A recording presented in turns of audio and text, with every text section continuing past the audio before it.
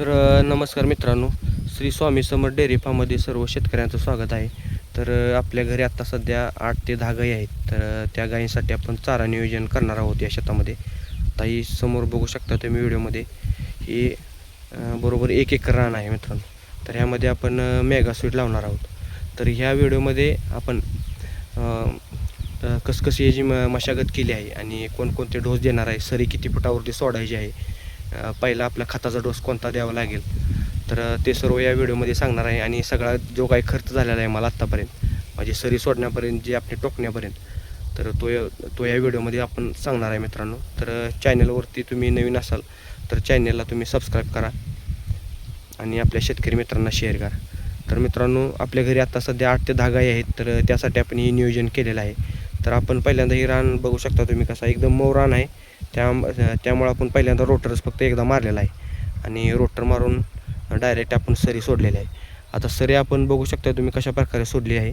तर सरी आपण मित्रांनो 1-2 फुटावरती सोडलेली आहे. तर 3-3.5 फुटावरती सरी सोडू नका मित्रांनो.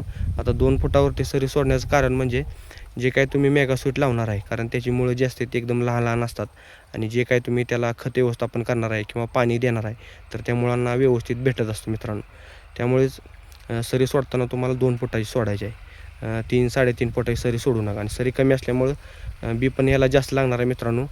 आणि आपण हे टोकन पद्धतीने करणार आहे.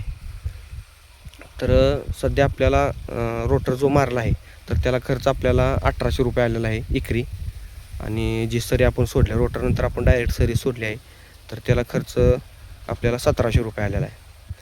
त्यानंतर आपण बी जी टोकणार आहे तर 2 बियातलं अंतर आपण 8 इंच ठेवणार आहे, म्हणजे 20 सेंटीमीटरपर्यंत आपण ठेवणार. आणि सरीच्या दोन्ही बाजूला, म्हणजे ह्या साईडला आणि ह्या साईडला, तर दोन्ही बाजूला आपण टोकन पद्धतीने मेगा स्वीट करणार आहे. तर मित्रांनो, आता आपण ही बघू शकताय, आपण ही काल टोकून घेतलेलं आहे. टोकल्यानंतर आपण ह्याला आत्ता पाणी देत आहोत. तर रोटर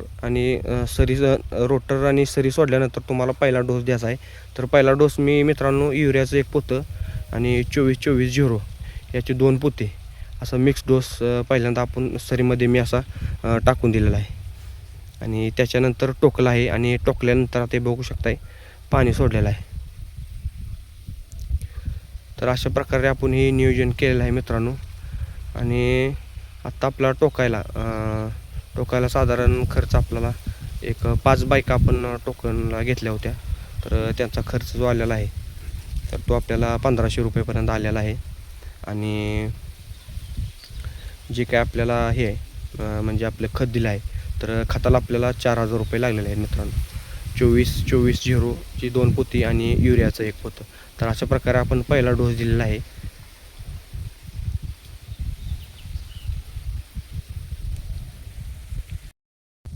आणि पाणी दिल्यानंतर मित्रांनो एक तणनाशकाची फवारणी तुम्हाला घ्यायची आहे लगेच.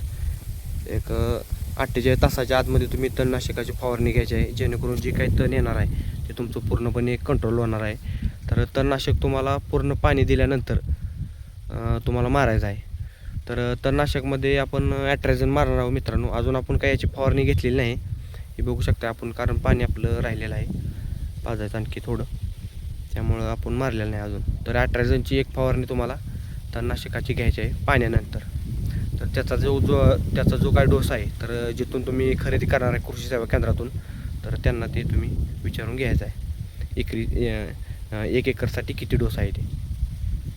तर चॅनलवरती नवीन असाल तर मित्रांनो आपल्या चॅनलला सबस्क्राईब करा आणि शेतकरी मित्रांना शेअर करा.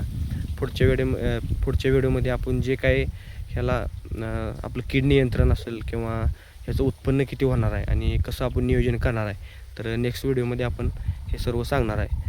तर व्हिडिओवरती नवीन आहेत तर चॅनलला सबस्क्राईब करून घ्या मित्रांनो, जेणेकरून जे काही पुढील व्हिडिओ तुम्हाला येणार आहेत ते तुम्हाला पाहता येतील.